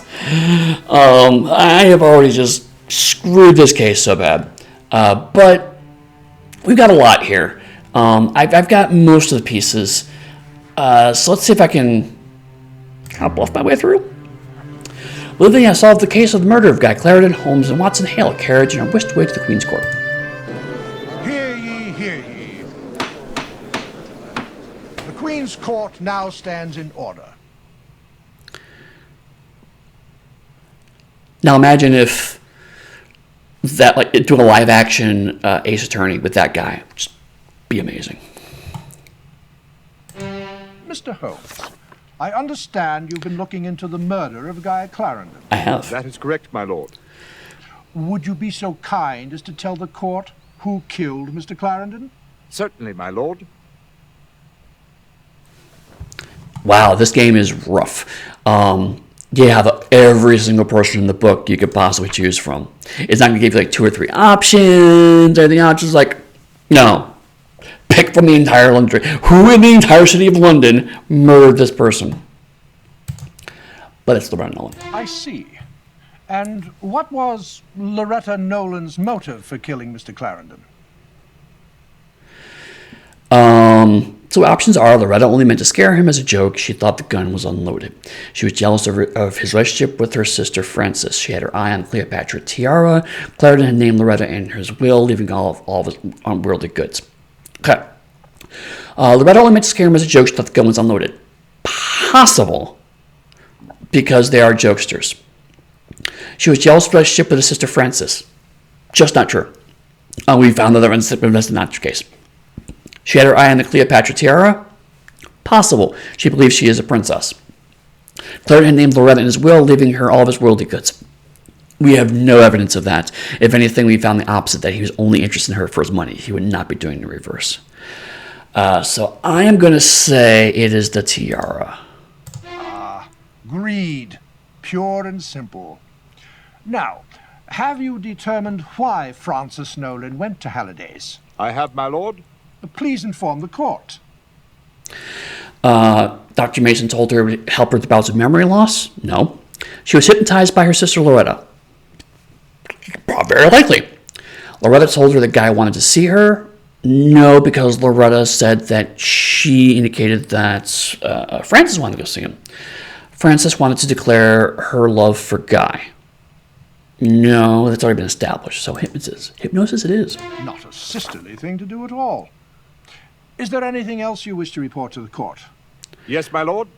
I believe we've also solved the case of the society burglar. You don't say. Who is the guilty party? Gee, I wonder. It's Guy Clarendon. Guy Clarendon was straight from the upper crust. Why ever would he turn to a life of crime? He owed money to Calvin Leach. His father cut him off financially. Loretta Nolan dared him to do it. Kilgore insisted he do it to pay off the debt. Now, owed money to Calvin Leach seems unlikely. He had money in his account. He put money in the account. And based on what we know, and we're suspecting, that's actually probably after Guy Leach's cut. But maybe. His father cut him off financially. That did happen. But again, he did have some money in the account. So I don't know if that's valid. Loretta Nolan dared him to do it. Maybe, but it seems pretty flimsy. I'm going to say Kilgore insisted he do it to pay off the debt. That seems like the most plausible. Kilgore, he was beaten up pretty badly by someone who worked with Kilgore. Then afterwards, Kilgore was very happy with him. So that does seem to be the option. Positively incorrect. Oh! I'm afraid you haven't done a good enough job of putting your brains to the task. Okay.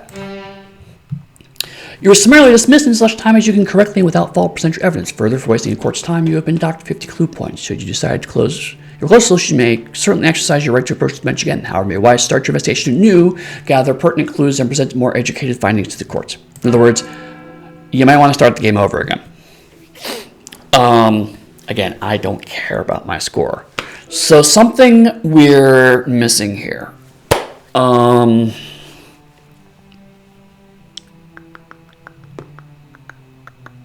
So let's look at our notebook again. Yeah, thanks. I'm gonna get hints here. Visiting the murder at should raise concerns for the evidence as well as eyewitness testimony. Okay, so this is not gonna be helpful. It's gonna. I thought maybe it'd give me clues I actually needed, not just start from the beginning. I'm not gonna go through. While I don't care about my score, I'm also not gonna rack up like 100 points worth of clue hints to get to the one we need. So let's walk through this again. It seems like.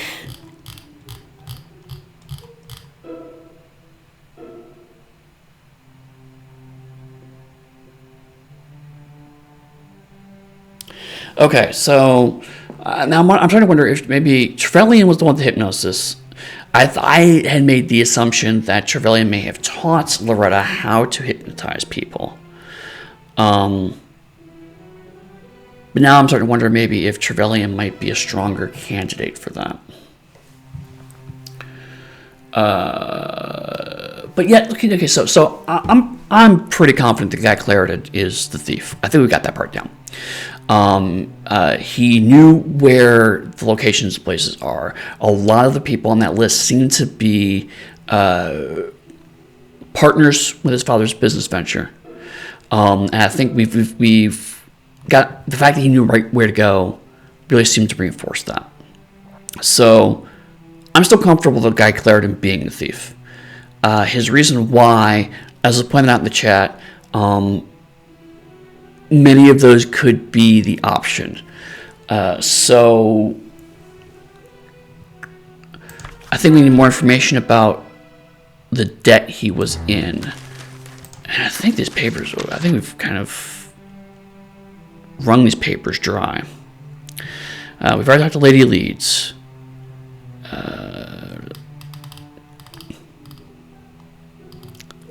I don't think any of this external, other country stuff's going to be relevant to us. J.M. to all concerned that he cast down the pieces of silver and went and hanged himself, Matthew 27:5. Well, that's terrifying. Milo Damaris, celebrated magnetist at Princess Hall, Pilgrimage, produces new wonderful experiments of new mesmerisms and is prepared to magnetize a lady or gentleman for the audience. Magnets, how do they work? But no, that's probably not relevant. I think it's mesmerism more in the kind of general weird things. I know this because I bet you've been talking about True Naked Human Adventure lately, so we've actually got talking about mesmerists. But neither here nor there. Cricket equipments? No, that's not useful to us. Let's go this one again. Being acquainted with various instrumentals hiding places of the varied victims, they're apparent and are taking of only one select piece each time. The occurrence of all thefts, the victims are not at home. Finding interest for these lists of various jewels stolen, and there are Baker, Heritage. Okay, here's an idea. Baker, Hardinge, Richmond's, Lewin. Let's go back to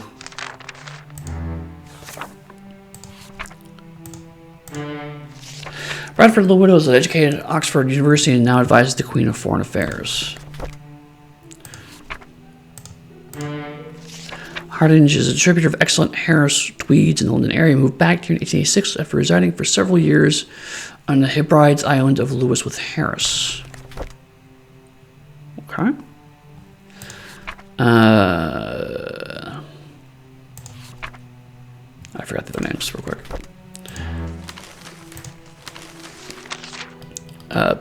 Baker, Richmond, and Judd. Baker, Richmond, and Judd. Baker, Richmond, and Judd. Baker. Nothing on file. Richmond. Otis Richmond is a self-made millionaire. His entire fortune comes from his railroad company holdings. He retired and these days spends most of his time playing cribbage and throwing lavish parties. Judd, thank you for putting those into the chat. That actually helps. Nancy Judd. We already looked at that. Okay.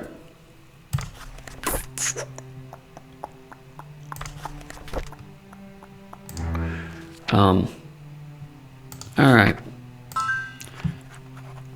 Note was found in the hotel room by Clarendon. His clothes seem out of character. Yes, because he's a thief.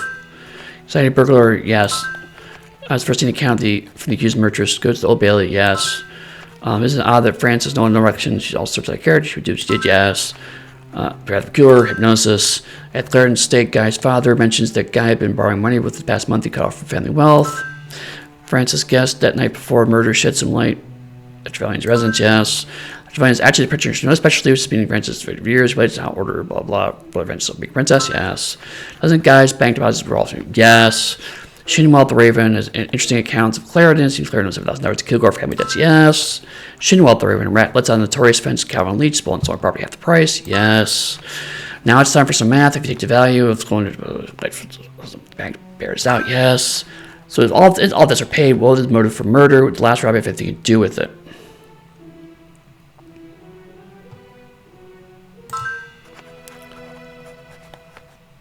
Right. Most of his brother victims told their secrets to someone. You suppose someone who had been under a doctor, mesmerism, care, and took a business. Okay. Okay. I think I know where I screwed up. I think we got almost all of it right. Jesus Christ, look at that score. He's just going to keep going. I don't even want to look anymore. I don't even want to know. But I think we got most of it right. I think we may have screwed up the motive. The Queen's So Court now let me try this stands in again. order. Mr. Holmes. So weird, isn't I it? understand you've been looking into the murder of Guy Clarendon. I have. That is correct, my lord. Would you be so kind as to tell the court who killed Mr. Clarendon? Certainly, my lord. I Loretta see. Nolan. And what was Loretta Nolan's motive for killing Mr. Clarendon? She had her eye on Cleopatra Tiara. Greed, pure and simple. Now, have you determined why Francis Nolan went to Halliday's? I have, my lord. Please inform the court. It Not does a better sister Loretta. sisterly thing to do at all. Is there anything else you wish to report to the court? Yes, my lord. I believe we've also solved the case of the society burglar. You don't say. I do say. Who is the guilty party? Guy Clarendon. Clarendon was straight from the upper crust. Why ever would he turn to a life of crime? Kilgore did it to pay off debt. No? Positively incorrect. I'm afraid you haven't done a good enough job of putting your brains to the task.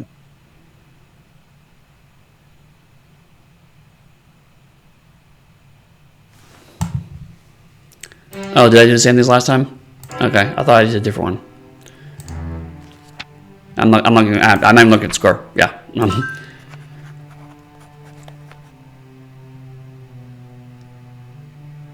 Okay. Yeah, I don't care.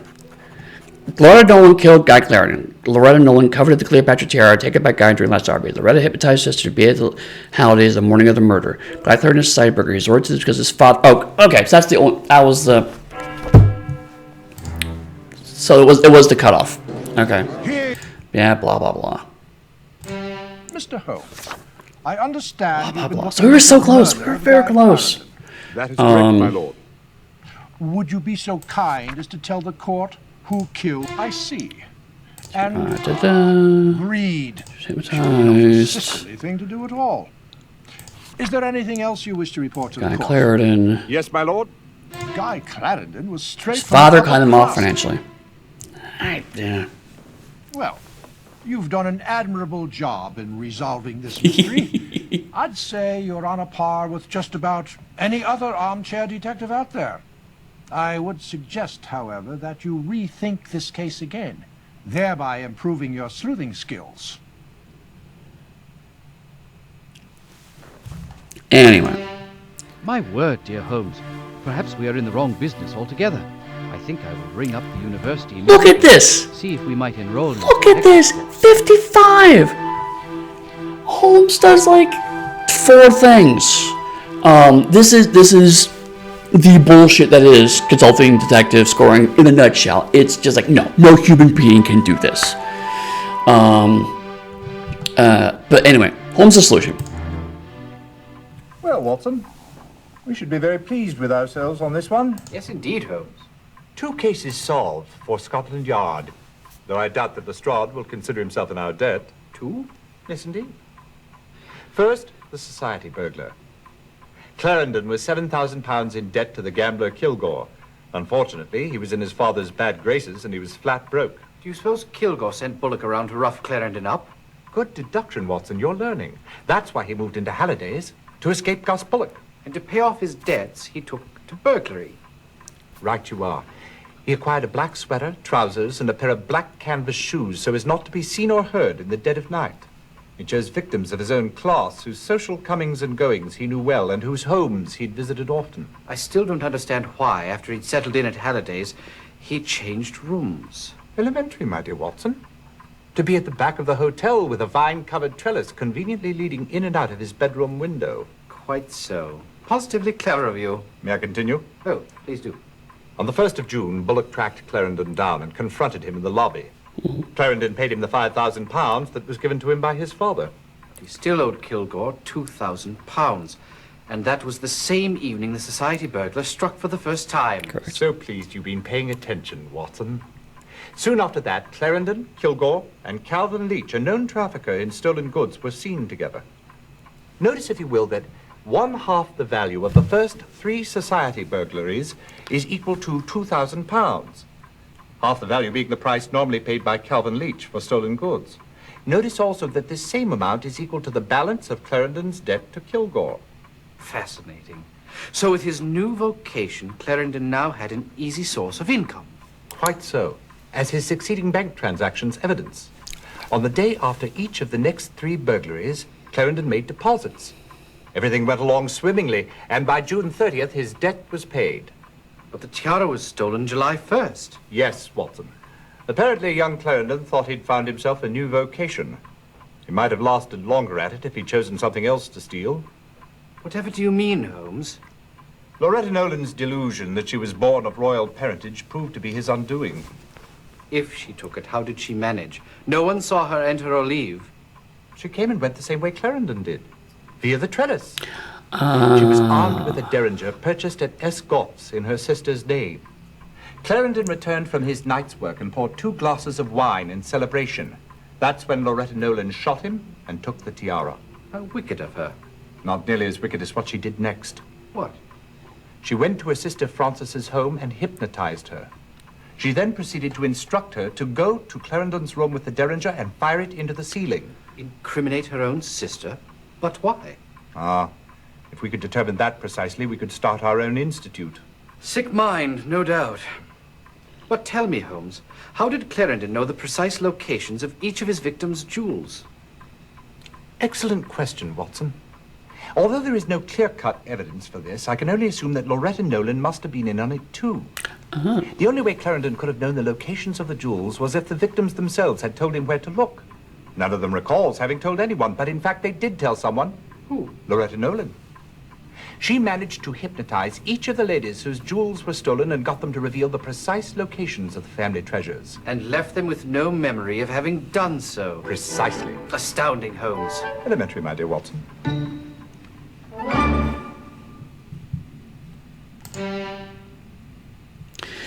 And anyway, that is basically the game. That goes to the game menu and you can start again.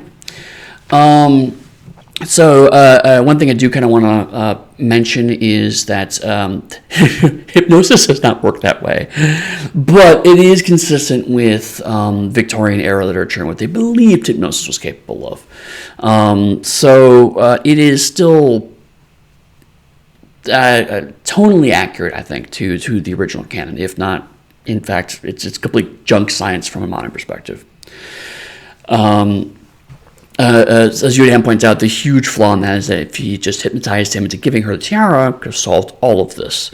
But whatever. The other piece of that is that some of these games are designed for the puzzle, and so like the actual crime, you look at it too hard, it gets a little wobbly.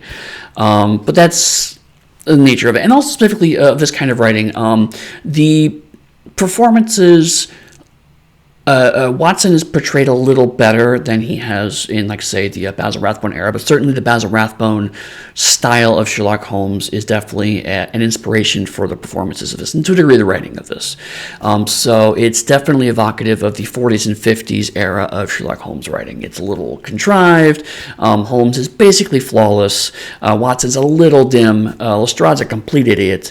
And it's really more about the intricate puzzle of the mystery more than anything else, which actually works well for a video game.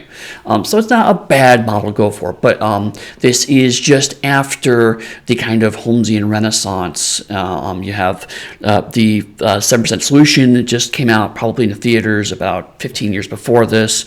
The fantastic British adaptation in the 80s would have been done by then. So this is a slightly older look at Holmes. But anyway, I talk a lot about how Consult Detective is a fantastic game. One of the reasons where it's not fantastic is exactly what happened here, which is that you've got nearly everything, but because you're missing one small piece, you've actually failed. And in a board game, you can kind of just go, well, you know what, fuck it, we pretty much got everything. But in a computer game, I had to rack up literally hundreds of points just to get the one little piece that we were slightly off on. And as everyone in the chat pointed out, all of those motives were kind of valid. So it's kind of we just stumbled on not getting the one that was technically the most accurate one. But on the flip side, by having all of them feel plausible, it does make it harder. These are meant to be hard mysteries, and so you don't want to have multiple choice thing where they go, well, this is obviously the wrong one if you don't know any better. But because we actually did some investigation, it's like we ran into a case where it's like any of those could be cases, and we couldn't really run out of or fail to deduce which one was the one that the game wanted. So. That's really kind of it. Again, it's a short game. Each of these cases, as we played through it in an hour and a half, and that's pretty consistent with my other playthroughs, including what the fuck is the one thing I missed. It's also pretty consistent with the other two games I played. But I mean, again, I joke, I kid lovingly about the acting and the quality of production, but I mean, if you really think about it, for a low-budget company being made in the 90s for relatively new technology, FMV was still very, very new. It's really not that bad. The accents are dodgy. The chat has been having wonderful wig spotting. There are lots of wigs, and certainly there are lots of shortcuts taken, especially with the dead ends, where it just becomes a voiceover and a picture of a house door. I mean, it's the point where if you play these games enough, when you see a picture of a door, you immediately know it's dead end, because it's pretty much that's kind of the indicator of this is a dead end clue. But other than that, they're actually not bad. You can usually find them on Steam for a couple of bucks a case. So I mean, for an hour and a half of entertainment, it's worth it, I think. And I'm only playing ones that way. The other two cases, if you want to play them yourselves, you can buy them, because otherwise, you're completely spoiled. The other downside of this and most Sherlock Holmes games is that it's not really replayable. Once you know the answer to the mystery, you're pretty much done. But anyway, so that is it for today. Next week, I'm going to start off with the Frogwares catalog, and this is going to be probably where we're going to be for a while. For those of you who don't know, Frogwares is a game studio. It is an Irish and Eastern European game studio made primarily by Russians and French folks, and they have been basically doing the Sherlock Holmes games for 15 years now. So when you hear about Sherlock Holmes games, you're probably thinking about Frogwares. For example, lots of people have been picking up the latest game, The Devil's Daughter, recently. That's Frogwares Studios. So I'm going to be playing through a good chunk of those games. Which game I'm going to play next is actually a bit up in the air. Originally, I was going to start with Sherlock Holmes The Awakened, which is the Cthulhu crossover, but I might be doing that in conjunction with Gehenna Gaming. We're still kind of talking about that, so that might happen. Also, I kind of think I maybe want to start with Nemesis, which is him versus Arsène Lupin, for a couple of reasons. One, because it gives me a chance to talk about Arsène Lupin, which is great, and also it is the source of the Spooky Watson meme. I do think that it might be the game I start with next, but one of those two, and those are both kind of the mid-range of the Frogwares catalog. I'm going to skip over Silver Earring, which is actually a really good game, but Silver Earring in the gameplay style is pretty close to Serrated Scalpel, so I don't want to do those back-to-back. I'm also skipping over the case of The Mummy, because it's a terrible game, and also I can't make it to run it because it's not built very well. It's one of the first Frogwares games they made. It has not aged well, and modern computers actually have trouble running it right now. So, just dodging a bullet, honestly, it's not a good game. If I was going to play it, it was going to be very much to rip it apart and do a T3K on it, because it's not great. So I'm going to go to kind of the middle tier trilogy, which is Awakens, Nemesis, and then probably Jack the Ripper. Which order, though, we'll figure it out. And then I'll play some of those games for a while, and then we'll move into the reboot, the third trilogy, which is Testament, Devil's Daughter, and Crimes and Punishment. We've got plenty more Holmes games to play. If you guys have other Sherlock Holmes games or related detective games, once I do the Sherlock Holmes series, I may branch out into other detective games. So if you have other ones you want to see, definitely let me know. Shoot me a line on Twitter. I'm Eddie Fate, EDDYFATE. Or just drop a note in the comments in the chat. And if you're not already, please go ahead and subscribe so you can start getting notifications when I do these. Like I said, for the time period, I'm probably going to keep them on Wednesdays. This seemed to work out pretty well. Got more people here, and also not conflicting with our friends at Gana Gaming or Jacob Burgess' stream or everybody else's stream, because everyone's playing on fucking Thursdays now. So I'm going to do this for a while. But other than that, thank you guys for coming out. I appreciate seeing y'all, and I'll talk to you later.